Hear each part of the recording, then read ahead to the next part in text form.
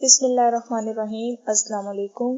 یہ پارٹ 46 ہے۔ آج ہم آپ کے لیے ناول لا رہے ہیں ٹوٹا ہوا تارا، آواز کانتا، مصنف سمیرہ شریف طور، پیشکش بک شیئر پاکستان آڈیو لائبریری۔ یہ ناول مکمل ہے۔ دیگر معلومات اور کتابوں کے لیے آپ رابطہ کر سکتے ہیں۔ واٹس ایپ نمبر 0333295373 یا پھر کال نمبر 0300291960 پہ محمد اظہر لطیف سے۔ تو آئیے سنتے ہیں ناول ٹوٹا ہوا تارا کا پارٹ 46 صفحہ نمبر 429 سے۔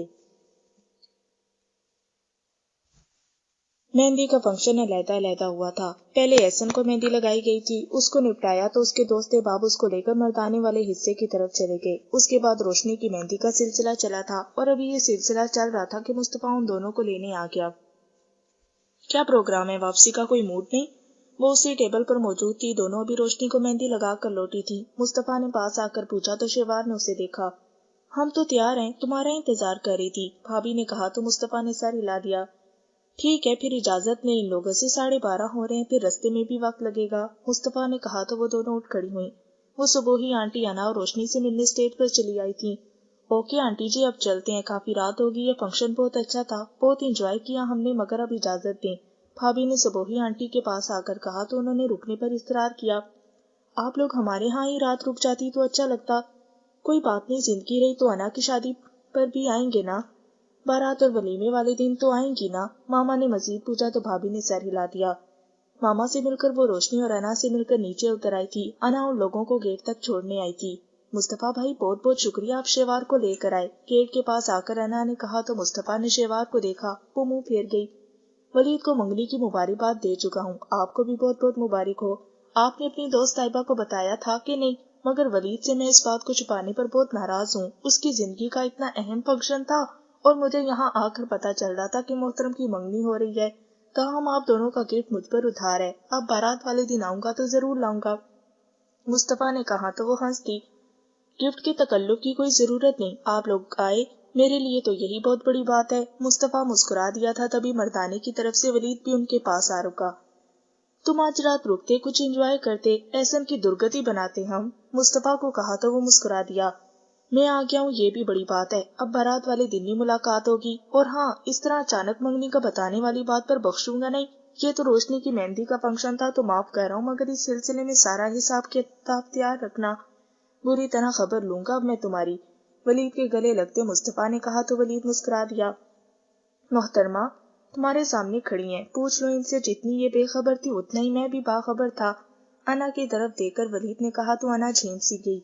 انا کو درمیان میں مت لاؤ، اور تمہاری اس بات پر اعتبار تو تب کروں گا جب تمہیں سرے سے جانتا ہی نہ ہوں، خواتین ساتھ ہے ورنہ تمہیں جواب بہت اچھی طرح دیتا، مصطفیٰ نے گھور کر کہا تو ولید کہکا لگا کر ہنس دیا۔ مصطفیٰ نے دونوں کو بیٹھنے کا اشارہ کیا تھا، بھابھی پچھلی سیٹ پر بیٹھی تو شیوار بھی ساتھ ہی بیٹھ گئی، آتے ہوئے بھی وہ پچھلی سیٹ پر ہی تھی بھابھی کے ساتھ۔ مصطفیٰ بھی انا اور ولید کو اللہ حافظ کہتے بیٹھ گیا۔ گاڑی گیٹ سے نکلی تو انا پلٹی۔ انا، ولید نے پکارا تھا، انا ایک دم رک گئی۔ روشنی کی مہندی کا فنکشن ہو گیا؟ وہ اس کے سامنے آ کر پوچھ رہا تھا۔ انا سر سے پھسلتا دوپٹہ ہاتھ سے جمائے سر ہلا گئی۔ کچھ دیر پہلے اس کے نام کی انگوٹھی پہنی تھی، اب اسے سامنے دیکھ کر حیاسی تھی۔ نہیں ابھی ہو رہا ہے، مجھے چائے چاہیے، بہت اسٹرانگ سی، ولید نے مزید کہا۔ میں کسی کو کہتی ہوں، وہ دیکھے بغیر کہہ کر آگے بڑھی تھی۔ نہیں تم خود چائے بنانا، 2 دن سے بہت بیزی رہا ہوں اور اب فنکشن کی تھکن، تم چائے بہت اسٹرانگ بناتی ہو، اگر زحمت نہ ہو تو پلیز، ولید نے مزید کہا تو وہ چونک کر اسے دیکھنے لگی۔ وہ واقعی کافی تھکا تھکا سا لگ رہا تھا، مگر اس حلیے میں بھی شاندار لگ رہا تھا۔ آپ نے کھانا کھایا؟ اسے تشویش سے ہوئی، دل فوراً نرم ہوا تھا۔ نہیں، مہمانوں کو اٹینڈ کرتے وقت ہی نہیں ملا، بس تم چائے پلا دو تو مہربانی ہوگی، چائے تو میں بنا دیتی ہوں مگر آپ کچھ کھا پی لیں تو زیادہ اچھی بات ہے، ولید مسکرا دیا۔ اس نے بغور انا کو دیکھا، اس حلیے میں اس کے وجود سے روشنیاں سی پھوٹ رہی تھی۔ میں اپنے روم میں جا رہا ہوں، چائے بن جائے تو کسی کے ہاتھ ادھر ہی بھجوا دینا، وہ کہہ کر چلا گیا تھا اور انا چند ثانیے تک اسے جاتا دیکھ رہی تھی۔ کیا ولید اس رشتے سے مطمئن ہے؟ اگلے ہی پل اس سوال نے ایک ادم مچایا تھا۔ اور وہ جو روشنی کیتی کے بارے میں بتا رہی تھی، اگر ایسا کوئی سلسلہ ہوا تو؟ کچن کی طرف جاتے اس کے دل میں پھر ایک دم سناٹا چھایا تھا۔ نہیں ولید، मैं ऐसा कोई सदमा नहीं सह सकती। मैं अपनी सारी कश्तियां जलाकर इस दरिया में कूदी हूँ। अपनी नस्वानियत, अपनी अनाज सब मार कर, सिर्फ दिल की बात मानकर इस रिश्ते पर सर झुकाया है। अगर तुम्हारी तरफ से मेरी जात को रद्द कर दिया गया तो मैं जीते जी मर जाऊंगी। उसके अंदर जज्बातियत के एक शदीद तूफान ने सर उभारा था। न जाने क्यों वलीद का रवैया देखकर महसूस करते उसे शिद्दत से एहसास हो रहा था कि वो दिल से राजी नहीं। न जाने वो इस रिश्ते पर क्यों कर राजी हुआ था, मगर उसे वलीद के वजूद में, उसकी आंखों में वो खुशी दिखाई नहीं दे रही थी जो वो उसकी जात में अपने हवाले से, अपने नाम से देखना चाहती थी। उसका दिल फिर एकदम गम का फोड़ा बनने लगा तो उसने सख्ती से लब दांत तले दबा लिए। वो लोग अभी घर लौटे थे। उनका ख्याल था कि सभी लोग सोने जा चुके होंगे, मगर यहाँ शाहजेब के अलावा सज्जाद भाई, अब्बास भाई, माजी और दरिया समेत सभी जाग रहे थे। अस्सलाम वालेकुम। मुस्तफा कार पार्क करने रुक गया। जबकि वो दोनों अंदर आ गई थी, दोनों ने मुश्तरका सलाम किया। वालेकुम सलाम, सभी ने जवाब दिया था। लाइबा भाभी दरिया की तरफ बढ़ी। कैसी हो दरिया तुम? दरिया उठकर उनके गले लग गई। फाइन, तुम सुनाओ, तुम कैसी हो? लाइबा और दरिया हम उम्र थी।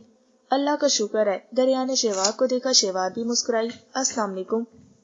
वो भी भाभी की तरफ उससे मिलने आगे बढ़ी थी, मगर दरिया ने हाथ बढ़ा दिया। हेलो। शेवार अपनी जगह ठटक कर जम सी गई। हेलो। पता नहीं किसी और ने गौर किया था कि नहीं, मगर वो अपनी जगह से हिल भी नहीं सकी थी। उसने भी हाथ बढ़ा दिया। कैसी है दरिया आप? उसने खुद को संभालते हुए कहा तो वो कंधे झटकते पलटी और शेवार को उसका रवैया बड़ा दिल को लगा। मैं फाइन। तभी मुस्तफा भी आ गया। हेलो मुस्तफा, कैसे हो? वो मुस्तफा को देखकर मुस्कुराई थी। शेवार एक तरफ पलट गई। अल्लाह का शुक्र है, तुम सुनाओ, सफर खैरियत से गुजरा? वो स्टाइलिश से लिबास में काफी प्यारी लग रही थी। शेवार उसको देखते सोफे पर बैठ गई। ओह नो, सफर का मत पूछो, 2 घंटे फ्लाइट लेट थी। उसने बेतकल्फी से कहा तो शेवार ने बगौर उसका जायजा लिया। उसके लंबे घने बाल पुष्ट पर थे, जिन्हें हेयर बैंड में जकड़ा हुआ था, ताहम नीचे से वो खुले हुए थे। नफासत से किया गया मेकअप, ऊंची हील और जदीद तराश खराश का मगरिबी तर्ज का लिबास और दुपट्टे जरूर लिया हुआ था, मगर सर ढांपने का तकल्लुफ नहीं किया गया था। हाँ यार, जब मैं और माँ दरिया को लेने पहुंचे तो वहाँ फ्लाइट 2 घंटे लेट थी। अल्लाह अल्लाह करके फ्लाइट आई थी, सज्जाद भाई ने मुस्तफा को बताया। और सुनाओ, वहाँ सब ठीक ठाक थे ना? ताया जान, ताई अम्मा और बाकी लोग? मुस्तफा सज्जाद के साथ ही टिक गया था। यस, मामा पापा सब ठीक थे। वो मुस्तफा और लाइबा के पूछने पर एक एक करके सब घर वालों की खैरियत की इतला देने लगी तो शेवार वहां से उठी। वो अभी तक खामोश थी। शेवार। वो पलटी तो अब्बास भाई ने पुकारा। जी भाई। वो रुक गई थी। अगर जहमत ना हो तो चाय मिल जाएगी? वो पूछ रहे थे। जी मैं लाती हूँ, सभी चाय पियेंगे ना? उसने हाजरीन पर निगाह डाली। मैं तो अपने कमरे में जा रही हूँ, बस तुम लोगों के इंतजार में बैठी हुई थी। माँ जी उठकर चली गई तो उसने बाकी सबको देखा। हमने खाने के बाद चाय पी थी, अब तलब नहीं। अब्बास भाई को ही हर घंटे बाद चाय की तलब होती है। वैसे भी अब नींद आ रही है, चाय पी ली तो फिर सोया नहीं जाएगा। सज्जाद भाई भी उठ गए थे। आफाक किधर है, सो क्या कर? लाइबा भाभी ने उनके साथ उठ गई थी। नहीं, माँ जी ने सुला दिया था। वो दोनों मियाँ बीवी भी अपने कमरे की तरफ चले गए तो उसने दरिया को देखा। दरिया, आप चाय पियेंगी? उसने दरिया से भी पूछ लेना मुनासिब समझा। हाँ बिल्कुल, जरूर पीऊंगी, उसने कहा तो वो पलटी। मुस्तफा से भी पूछ लेती, अब्बास भाई ने शरारत से कहा तो वो रुकी। मुस्तफा ने भी उसे देखा था, उसकी निगाहों में गर्म सा तासुर था। वो बेख्तियार पलटकर किचन की तरफ चली आई। अना के यहाँ जाते और आते हुए तमाम वक्त उसे मुस्तफा की गर्म निगाहों का एहसास अपने गिर्द महसूस होता रहा था। पिछली सीट पर बैठे वो तमाम वक्त बेचैन रही थी। अब फिर वही बेचैनी तारी होने लगी। उसने तमाम ख्यालात को झटक कर मुकम्मल ध्यान से चाय बनाई थी। ब्लैक सूट में और मेकअप और ज्वेलरी की बदौलत वो आज खुद को भी कुछ मुख्तलिफ महसूस कर रही थी। वो चाय लेकर आई तो अब्बास भाई, मुस्तफा और दरिया खुशगपियों में मसरूफ थे। टीवी चल रहा था। उसने ट्रे टेबल पर रखी, उसमें 4 कप थे। एक कप अब्बास को थमाया, दूसरा दरिया को, तीसरा लेकर वो शशोपन में पड़ गई कि क्या करे। उसने ना चाहते हुए भी कप मुस्तफा के सामने किया तो वो बगैर मतवज्जा हुए दरिया के साथ बात करता रहा। ये चाय ले ले, मजबूरन शेवार को कहना पड़ा तो वो मुस्कुरा दिया। अच्छा, मुझे तो ये लगा कि शायद आप मुझे चाय नहीं पिला रही। तंजिया अंदाज था। शेवार ने लब भेज लिए। मुस्तफा ने मुस्कुराकर कप थाम लिया था। शेवार का दिल जलकर राख होने लगा। तो फिर कैसा फील कर रही हो तुम दरिया, यहाँ पाकिस्तान आकर? मुस्तफा ने दरिया से पूछा था। शेवार अपना कप लेकर एक तरफ आ बैठी। उसका इरादा सिर्फ चाय खत्म करने तक यहाँ रुकने का था। लास्ट टाइम मैं अब्बास भाई की शादी पर आई थी और अब आई हूँ। अभी यहाँ कुछ वक्त गुजार लूं, रह लूं, फिर ही कोई हतमी राय दे सकूंगी। Okay, good luck.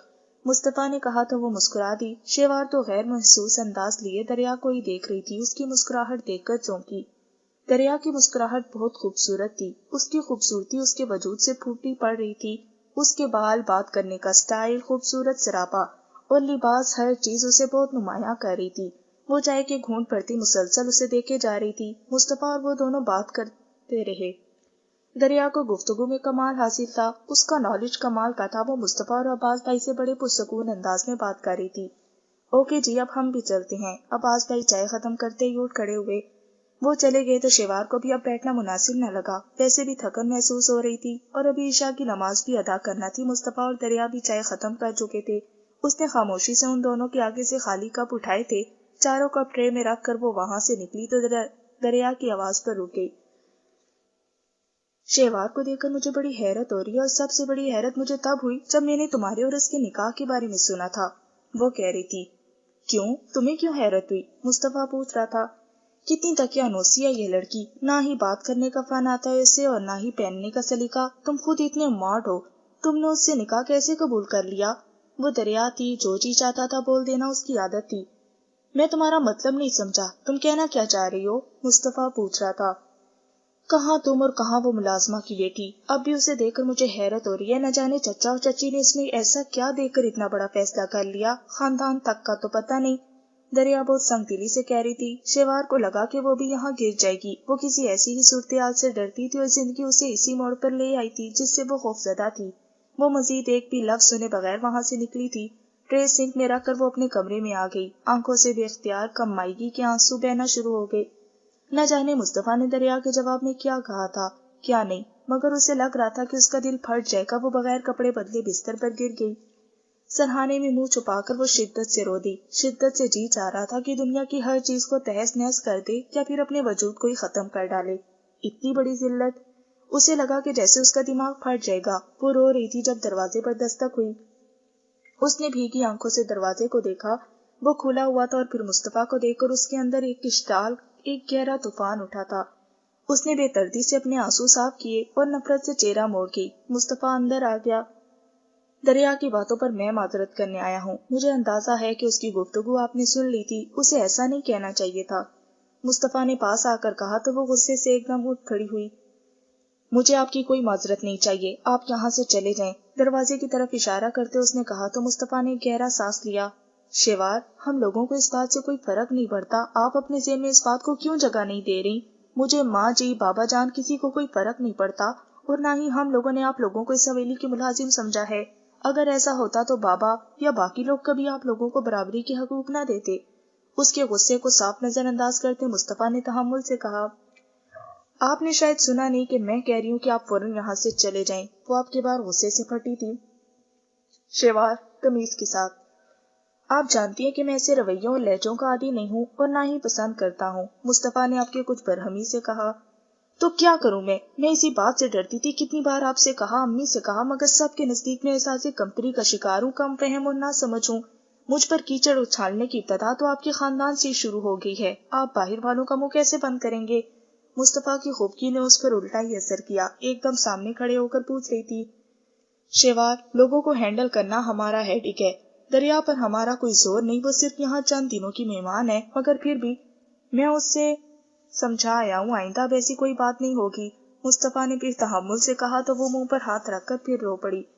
آپ وہ اذیت نہیں جانتے جو میں محسوس کر رہی ہوں۔ آپ یہ کس کس کو سمجھائیں گے، کس کس کو میرے خاندان کی اصل کے بارے میں وضاحتیں دیتے پھریں گے؟ اب کہ اس کے رونے میں غصہ نہیں بلکہ خود اذیت ہی تھی۔ مصطفیٰ نے ایک دم اس کا بازو تھاما تھا۔ شیوار پلیز، مجھے اندازہ ہے کہ آپ ہرٹ ہوئی ہیں، مگر اس طرح رونے سے تو مسائل حل نہیں ہوں گے نا؟ شیوار کے رونے نے مصطفیٰ پر خاطر خواہ اثر کیا تھا۔ بہت دھیمے لہجے میں کہتے اسے چپ کرانے کی کوشش کرنا چاہی۔ آپ میرے دکھ کا اندازہ نہیں لگا سکتے، کوئی بھی نہیں لگا سکتا۔ دریا کے چند الفاظ نے اسے اس بری طرح ہرٹ کیا تھا کہ اس کا سارا اعتماد بکھر کر رہ گیا۔ مصطفیٰ پر اس کے الفاظ نے بری طرح اثر کیا۔ کچھ وہ جس طرح رو رہی تھی، سارے گلے شکوے، پچھلی تمام باتوں کا سارا غصہ ہوا ہوا۔ اس نے دونوں بازوؤں سے تھام کر خود کے قریب کر لیا۔ رونے سے اگر یہ سب ٹھیک ہو سکتا ہے تو میں رونے سے نہیں روکوں گا، مگر اتنا ضرور کہوں گا، تمہارے رونے سے مجھے تکلیف ہو رہی ہے۔ ایک بازو کے حصار میں لے کر دوسرے ہاتھ سے اس کا چہرہ صاف کرتے جھک کر مصطفیٰ نے کہا، تو شیوار ایک دم رونا دھونا بھول کر مصطفیٰ کو دیکھنے لگی۔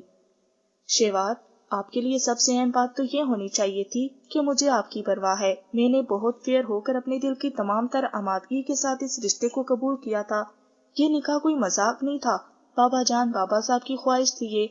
مصطفیٰ نے کہا تو وہ لب بھینچ گئی اور مصطفیٰ کے بازو کو ہٹا کر پیچھے ہٹ گئی۔ وہ مصطفیٰ کی طرف سے پشت کیے کھڑی تھی۔ مصطفیٰ نے اس کے پلٹتے وجود کو دیکھا۔ دوپٹہ کندھے پر تھا، بالوں کی آبشار پشت پر تھی۔ بلیک لباس میں وہ آج سارا وقت نکاح کو اتنی اچھی لگتی رہی تھی کہ وہ اس سے لاکھ خفا ہونے کے باوجود اسے گاہے بگاہے دیکھتا رہا تھا۔ اور اب مصطفیٰ نے آگے بڑھ کر اس کا رخ اپنی طرف پلٹ لیا۔ آپ جائیں یہاں سے۔ وہ مصطفیٰ کی موجودگی سے ایک دم ہراساں ہو گئی، آنکھوں میں ایک دم خوف سمٹ آیا۔ اوپر سے مصطفیٰ کی آنکھوں کے تاثرات اور رات کے اس پہر کی خاموشی و پراسراریت، وہ ڈر سی گئی تھی۔ اس نے پیچھے ہٹنا چاہا کہ مصطفیٰ کی گرفت سخت ہو گئی۔ آپ جائیں پلیز۔ خوف اس کی آنکھوں میں پھیل گیا، زبان لڑکھڑا سی گئی۔ اگر نہ جاؤں تو؟ اس کی طرف دیکھتے مصطفیٰ نے سنجیدگی سے کہا تو وہ اور ڈر گئی۔ مصطفیٰ پلیز مجھے چھوڑیں، برہان سی ہو گئی تھی۔ مصطفیٰ نے اسے ایک پل دیکھا تھا اور پھر اس کے کندھے سے اپنے بازوؤں کا حصار ہٹا لیا۔ اس رشتے کو قبول کرنا سیکھو شیوار، لوگوں کی پرواہ کرنا چھوڑ دو، مصطفیٰ نے نرمی سے کہا تو شیوار نے اسے دیکھا۔ کہنا بہت آسان ہے اور عمل کرنا بہت مشکل۔ لوگ جب قدم قدم پر رو کر مجھے میری کم مائیگی، کم نسبتی اور لاوارثی کا بتائیں گے تو پھر احساس کمتری ہی پیدا ہوگا۔ آپ میرے جذبات و احساسات کبھی نہیں سمجھ پائیں گے کہ آپ نے لوگوں کے وہ طنز نہیں سہے جو میں نے سہے ہیں، وہ اذیت نہیں دیکھی جو میں نے جھیلی ہے۔ آپ تو ایک خاندان اعلیٰ حسب و نسب کا نشان لے کر دنیا میں آئے تھے اور مجھے ایسی نصیحتیں مت کیا کرے۔ میں اس وقت ادھر ہوں تو میری مجبوری ہے اور میری مجبوری کو میری زندگی کی توق مت بنائیں۔ وہ زہر سے بھی زیادہ کڑوی تھی یا پھر دریا کی باتوں نے بننے پر مجبور کر دیا تھا؟ جو بھی تھا، اس وقت مصطفیٰ کی یہ پیش رفت بھی اسے نہیں پگھلا سکی۔ شیوار، اپنے رویے میں لچک پیدا کرو ورنہ زندگی بہت مشکل ہو جائے گی۔ اس کے الفاظ پر مصطفیٰ نے سختی سے کہا تھا۔ جو جھیل رہی ہوں یہ بھی کوئی آسان زندگی نہیں ہے۔ مصطفیٰ نے سختی سے لب بھینچ لیے۔ میں نے شاید اس کمرے میں آ کر بہت بڑی غلطی کی ہے، مصطفیٰ نے کہا تو زہر خوند ہوئی۔ بڑی دیر بعد احساس ہوا آپ کو، وہ تمسخرانہ انداز میں بولی تھی۔ شیوار، اس رشتے کو اپنے لیے اتنا مشکل مت بناؤ کہ جب واپس پلٹنا پڑے تو کوئی راستہ دکھائی نہ دے۔ میں آج سب کچھ بھلا کر یہاں آیا تھا، یہ سوچ کر کہ دریا کی باتوں نے تمہارے دل کو ہرٹ کیا ہے، تم پریشان ہوگی، مگر مصطفیٰ نے سختی سے لب بھینچ لیے۔ ایک دو پل شیوار کو دیکھا، وہ بے تاثر چہرہ لیے کھڑی رہی تو مصطفیٰ اس پر ایک نگاہ ڈالتا تیزی سے کمرے سے نکلتا چلا گیا۔ رات کے پروگرام ہونے کی وجہ سے سبھی جاگتے رہے تھے۔ کچھ لوگ رسم کے بعد ہی واپس روانہ ہو گئے تھے اور کچھ لوگ ڈھولک کی محفل میں بھی شامل رہے تھے، جبکہ مرد حضرات کی علیحدہ گیدرنگ تھی۔ فجر کے وقت یہ شور ہنگامہ سر پڑا تو جس کو جہاں جگہ ملی جا پڑا، اور رات لیٹ سونے کی وجہ سے صبح 10 بجے سے پہلے کوئی بھی نہیں اٹھا تھا۔ صبوحی بیگم البتہ جلدی اٹھ گئی تھی۔ 11 بجے کے قریب باقی لوگوں نے بھی اٹھنا شروع کر دیا تو صبوحی بیگم کچن میں چلی آئیں۔ کافی مہمان تھے اور ناشتے کا بندوبست گھر پر ہی کرنا تھا۔ آج کے دن کوئی فنکشن نہیں تھا، لیکن اگلے دن بارات تھی۔ انہوں نے ملازمہ کو بھیج کر انا کو بھی کچن میں بلوا لیا۔ شادی کے سلسلے میں رکھی جانے والی 2-3 کام والیوں کی مدد سے گھنٹے ڈیڑھ میں حلوہ اور پوری کا ناشتہ ریڈی ہو گیا تھا۔ البتہ پوریاں ساتھ ساتھ تل کر بھیجی جا رہی تھیں۔ صبوحی بیگم انا کو کچن میں بھیج کر خود باہر مہمانوں کو دیکھنے چلی گئیں۔ ولید کچن میں داخل ہوا تو انا مصروف دکھائی دی۔ اتنی محنت کرنے کی کیا ضرورت تھی، بازار سے ریڈی میڈ منگوا لیتے۔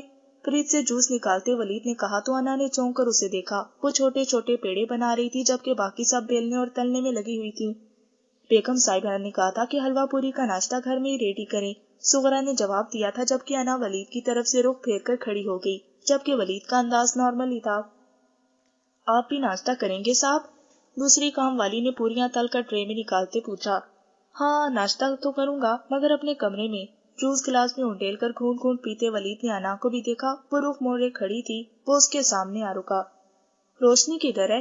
اٹھنے کے بعد اسے ابھی تک روشنی دکھائی نہیں دی تھی، سو پوچھنے لگا۔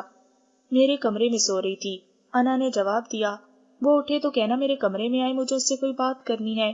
کہہ دوں گی، اس نے کہہ کر صغرا کو دیکھا۔ جاؤ باہر پتہ کرو کہ اور کون کون ناشتہ کرنے سے رہ گیا ہے، یہ کام مکمل ہو تو کچھ اور بھی کرنا ہوگا پھر۔ جی اچھا، میں ابھی پتہ کرتی ہوں۔ وہ فوراً باہر نکلی تھی۔ میں روشنی کو اٹھا کر بھیجتی ہوں۔ ولید کو ادھر ہی جمے دے کر اس نے وہاں سے ہٹنا چاہا۔ روشنی نے بھی ابھی ناشتہ کرنا ہوگا، ایسا کرو تم ناشتہ لے کر آؤ، میں خود اسے اٹھا لیتا ہوں۔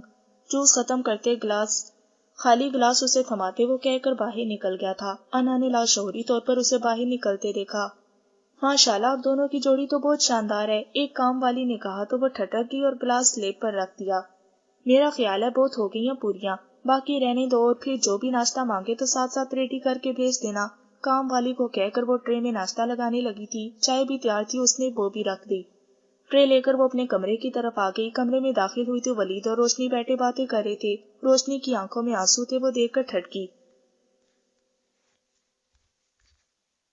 کیا ہوا، رو کیوں رہی ہو؟ ٹرے بستر پر رکھتے وہ ایک دم پریشان ہو گئی تھی۔ کچھ نہیں، وہ کہہ کر باتھ روم میں چلی گئی۔ انا نے پریشانی سے ولید کو دیکھا جو بہت سنجیدہ لگ رہا تھا۔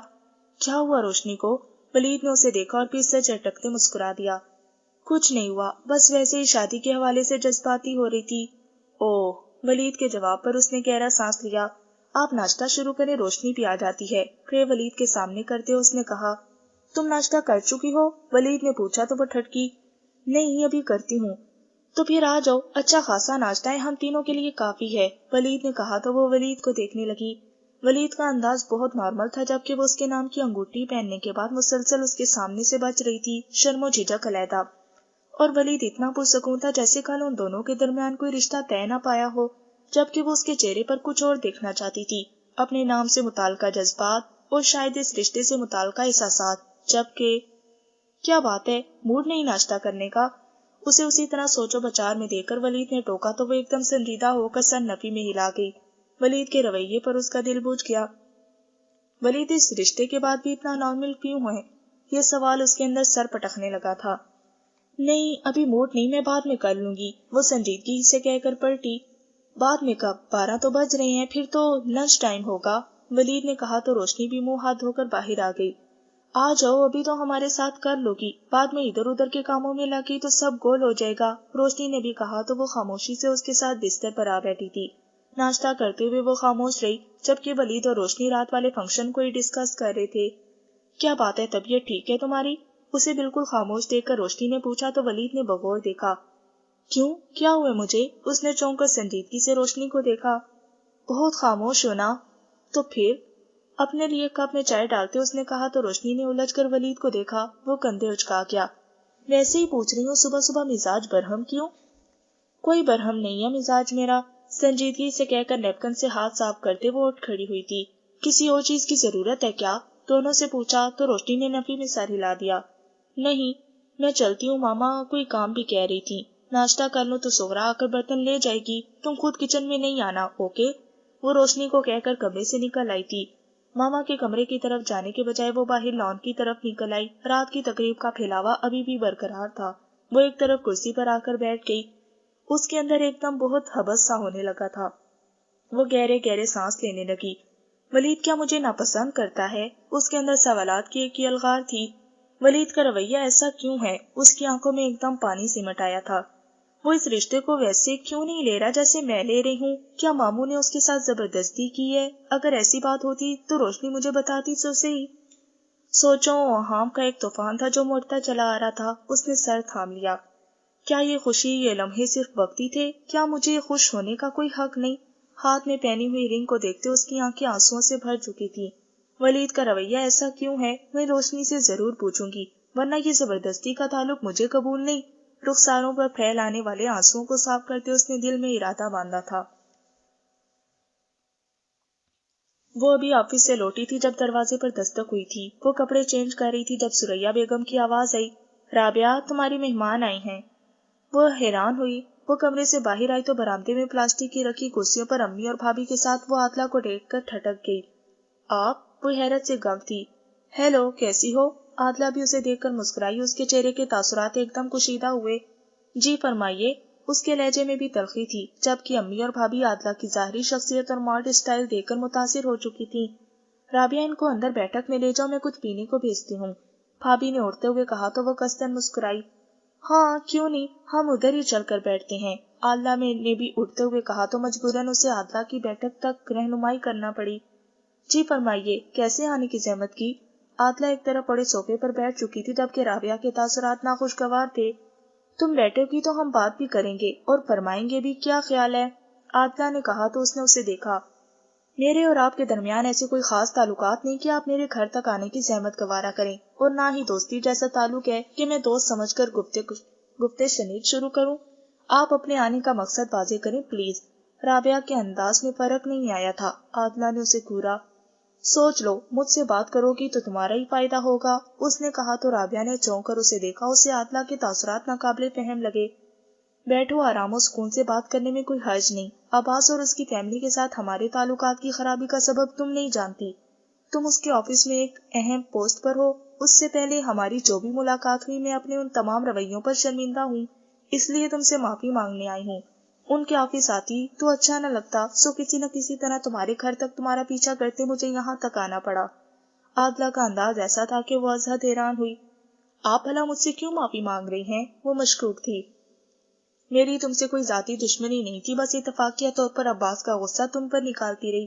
اصل میں تم نہیں جانتی کہ عباس لوگوں کی فیملی کیسی ہے۔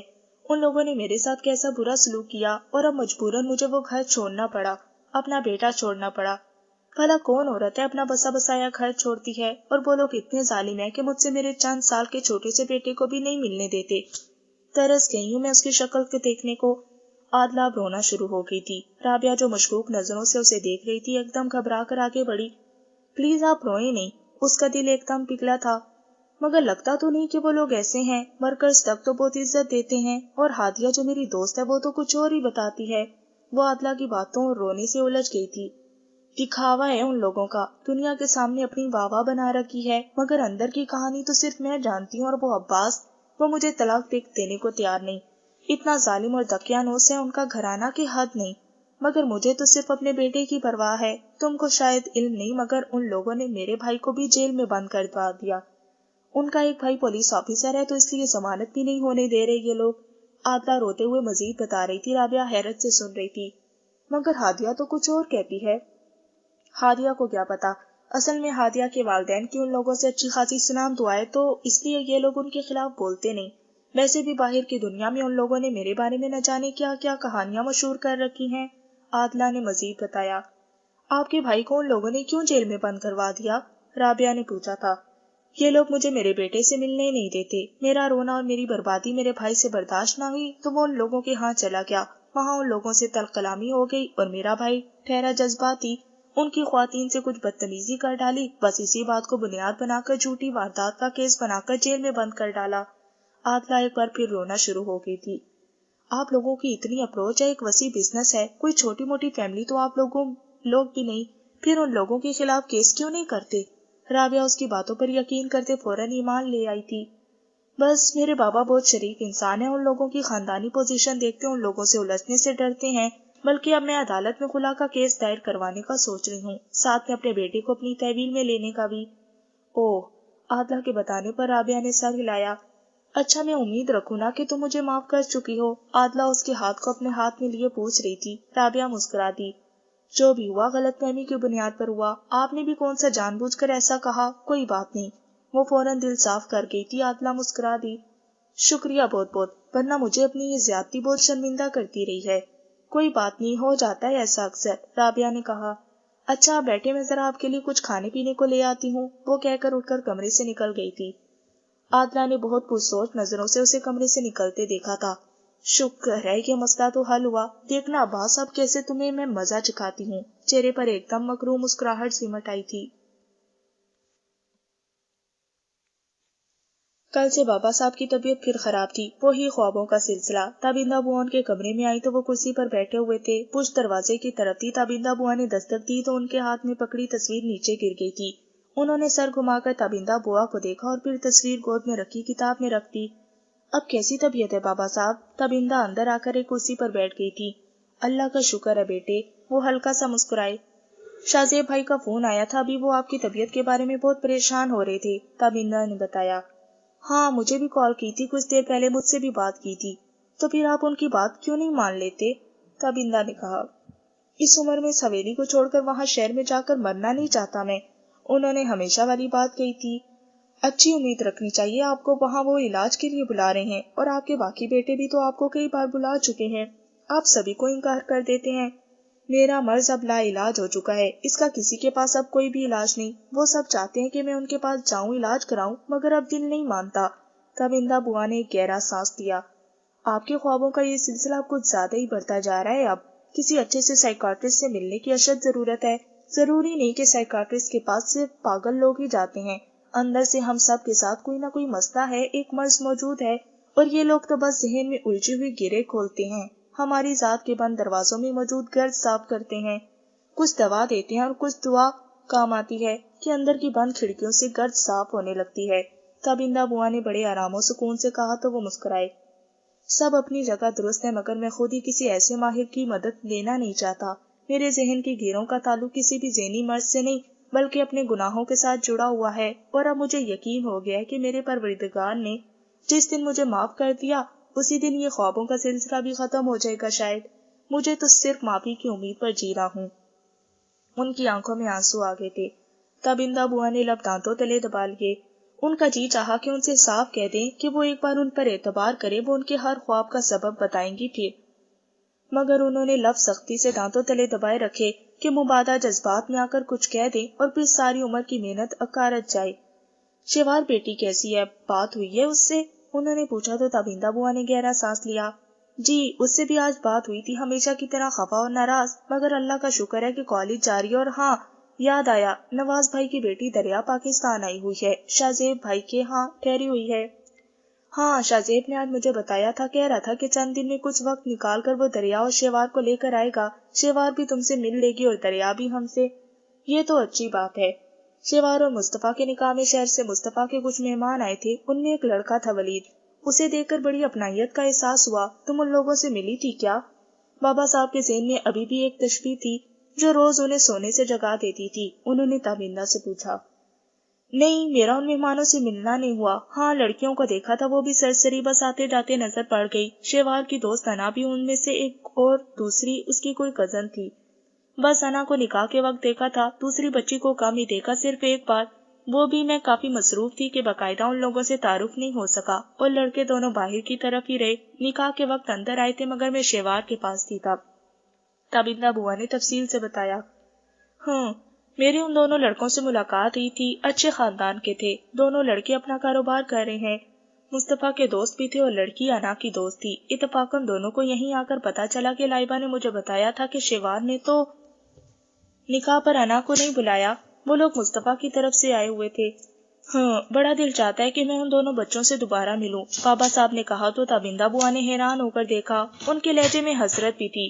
یہ تو کوئی مشکل بات نہیں، شیوار بتا رہی تھی کہ ان میں سے ایک کی شادی ہو رہی ہے، کل وہ لائبہ اور مصطفیٰ کے ساتھ ان کے ہاں گئی ہوئی تھی، صبح بارات ہے ان کی۔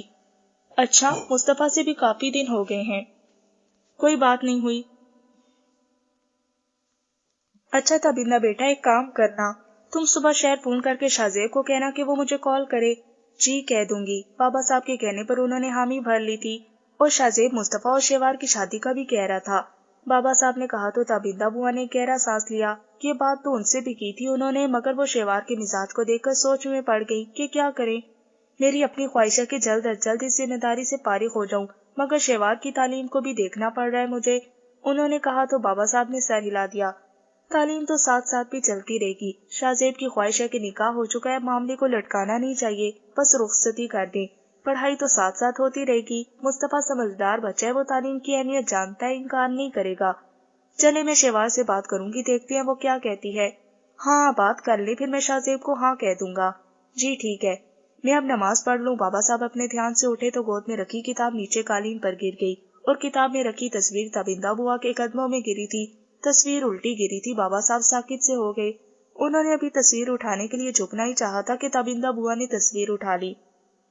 ابھی وہ تصویر کا رخ اپنی طرف کر ہی رہی تھی کہ بابا صاحب نے ہاتھ بڑھا دیا۔ یہ مجھے دے دے، آپ کے کام کی نہیں۔ ان کا انداز تیزی لیے ہوئے تھا۔ تابندہ بوا نے تصویر کو دیکھا اور پھر بابا صاحب کو۔ انہوں نے تصویر بابا صاحب کو تھما دی تھی، اور پھر کتاب بھی انہوں نے تصویر کتاب میں رکھ دی۔ تابندہ بوا نے کچھ کہنا چاہا مگر پھر سوچ کر چپ ہو گئی۔ میں بھی نماز پڑھ لوں، اٹھ کھڑی ہوئی تھی۔ تابندہ، آپ ایسا کرنا کہ شاہ زیب کو فون پر اطلاع دے دیں کہ میں صبح ڈرائیور کے ساتھ شہر آ رہا ہوں، مجھے وہاں کسی ڈاکٹر کے پاس نہیں جانا، سو مجھے مجبور نہ کرے۔ ہاں، بس ملنے جاؤں گا۔ تابندہ بوا نے حیران ہو کر ان کے فوری فیصلے کو سنا۔ اس قدر اچانک فیصلے کی کوئی خاص وجہ؟ وہ حیران تھی کہ کہاں وہ جانے پر ہی راضی نہیں تھے اور اب فوری طور پر جانے کے لیے تیار تھے۔ نہیں، بس میں موسم کی تبدیلی دیکھنے جا رہا ہوں، پھر زمین وغیرہ کے سلسلے میں شاہزیب سے کچھ بات چیت بھی کرنا ہے۔ آپ بھی چلو گی ہمارے ساتھ؟ انہوں نے بتا کر پوچھا۔ اگر ہم دونوں ہی چلیں گے تو پھر حویلی کی خیر خبر کون رکھے گا؟ آپ چلے جائیں، میں پھر کبھی چلی جاؤں گی۔ ٹھیک ہے، جیسے آپ کی مرضی۔ بابا صاحب سر ہلا کر آگے بڑھ گئے۔ ناول ٹوٹا ہوا تارا کا پارٹ 46 صفحہ نمبر 440 پر اختتام پذیر ہوا۔ بقیہ ناول کا حصہ آپ پارٹ 47 پہ سماعت فرمائیں۔